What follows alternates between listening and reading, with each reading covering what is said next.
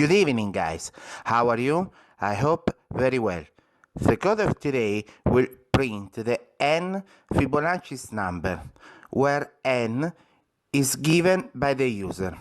For more information about Java programming language and Fibonacci's sequence, look at the description. Now, let's start to see this new code.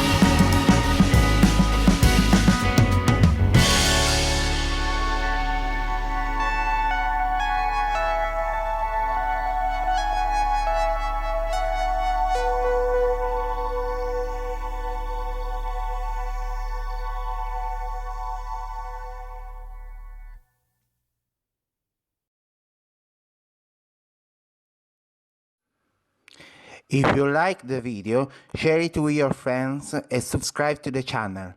See you later at the next video.